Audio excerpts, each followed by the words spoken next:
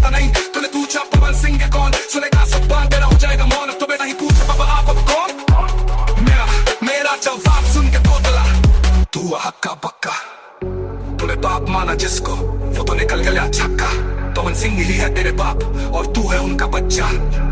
चल चार चफनी जोड़े पे नफरत मेरे लोड़े पे, नफरत दे लगा के तू तोतले को बैठा मेरे घोड़े पे।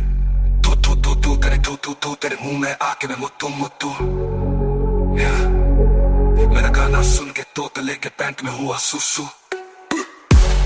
सवाल है मेरे पवन भैया का, तो ये पवन सिंह बाद में है, सबसे पहले मेरे पिता समान है ये।